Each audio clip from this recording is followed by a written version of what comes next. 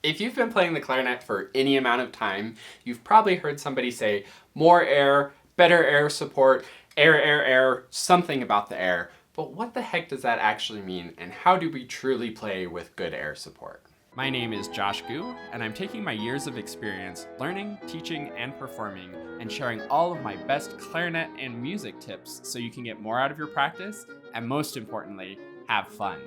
You can learn more about all of my many resources at quickstartclarinet.com, and don't forget to subscribe to this channel and hit the bell to get notified when I post new videos.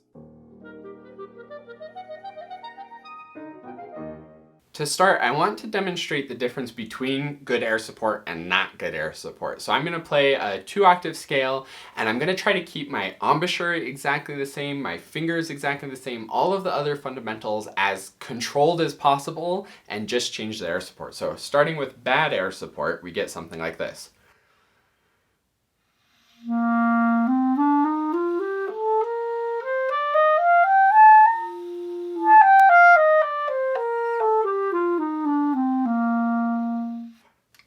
Even that was maybe mediocre air support, but definitely the top note didn't come out, the sound overall was fuzzy. Now let's hear that with good air support.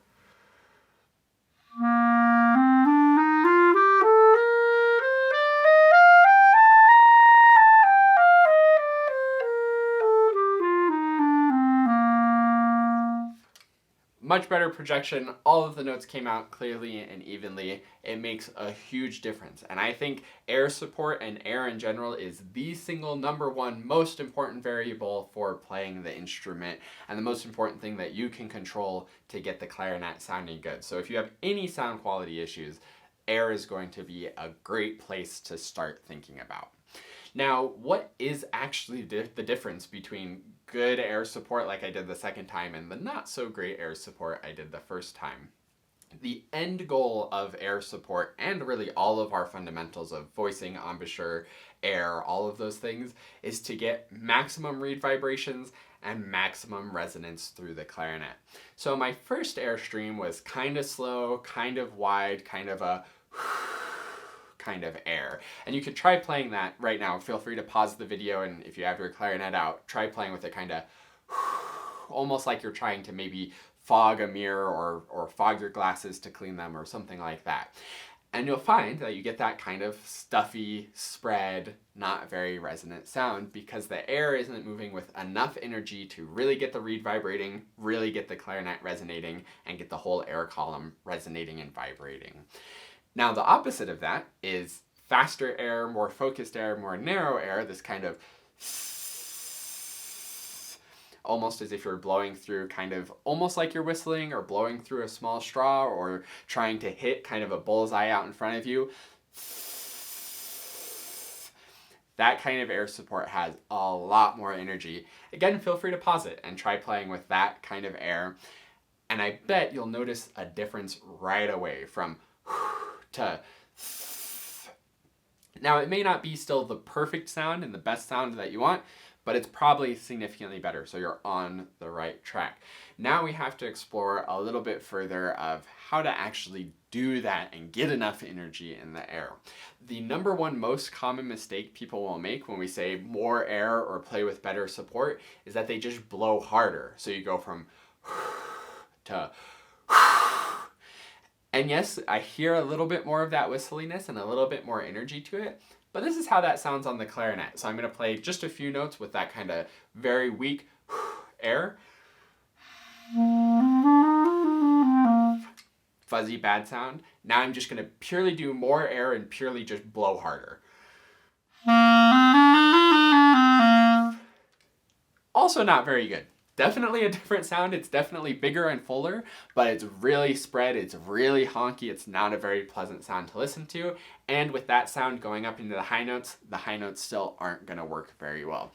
In that case, we increased the sort of energy of the blowing, we increased the force of the air, but we didn't actually increase the speed of the air all that much. The speed probably increased a little bit, the pressure probably also increased, but it was really kind of the strength of the air that we increased that way. And a lot of times when we say more air, we think just purely blow stronger. But that's not really the case. The other problem with blowing stronger beside it sounding bad is that you're going to run out of air very, very quickly because you're pretty much pushing out all the air in your lungs as fast as you can in as short amount of time as possible, so you're going to be completely out of air in no time. Instead, there's a more efficient way to have more support, and that's by focusing on increasing the speed of the air. So when we get that nice whistly,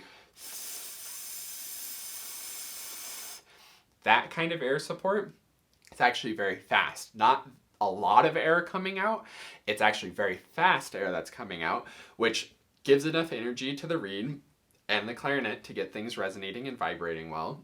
And it also makes it so I'm not completely expelling all of my air in one go and running out of air very quickly. So the way to do this is mostly through the voicing and the sort of oral cavity position. When I was doing it hard and just letting it all out, my tongue is very low. There's a big opening in my mouth so that the air can just effortlessly go out. When I have, you can see in my lips are a little bit more focused. I have more corners of the embouchure coming in, and my tongue position is a lot higher in the mouth as well. So it's not, it's, so it helps it to focus that. And that's why we're always talking about that he or e and that nice high back of the tongue position for the clarinet, is to get that focus and fast speed to the air. So that's the real key to getting good air support and how to support the air well on the clarinet, is having steadiness and stability to that nice, narrow, fast stream of air. And that's what will get you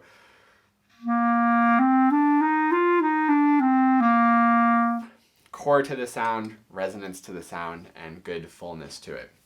Now there's two other ideas that are kind of related that I want to talk about in regards to this air support thing.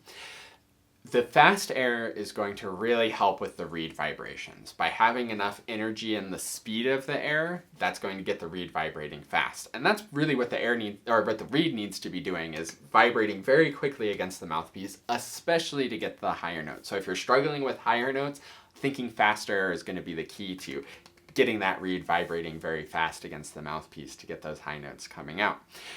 The other thing that's very important to quality of sound is not just the speed of the reed vibrations. I can play the high notes and get the reed vibrating fast enough for the high notes to come out, but they might still sound bad if I'm playing like this.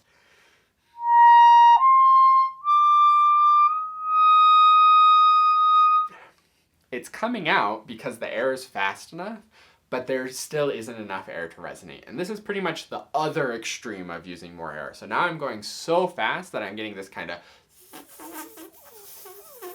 everything's so narrow that it's not enough air molecules to actually resonate through the instrument.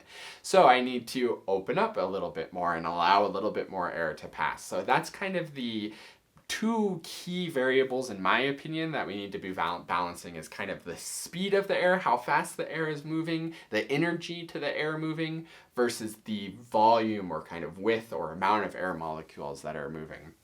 Too many air molecules, no matter the speed, it's going to be wild, distorted sound. Too few air molecules, no matter the speed, is going to be a thin, tight sound. Too slow of air molecules is going to be a fuzzy, stuffy sound.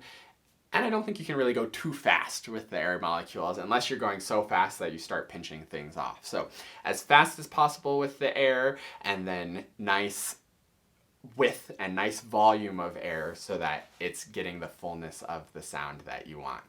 The other way that I really like to think about this, that's kind of a new way and a little bit more of an advanced way to think about it, if you're ready for that, is to think about the resonance of the air column. And thinking about the air column all the way from down at the diaphragm at the bottom of the lungs, all the way through the bell of the instrument, and thinking about this nice kind of resonance zone happening. The other place that's really, really important for that resonance is the kind of soft palate and the throat back here. The lungs and the diaphragm, it's good to think all the way down there, but it's really hard to perceive how open your lungs are. It's easier, not easy, but easier to perceive how open the throat is and how open the soft palate is.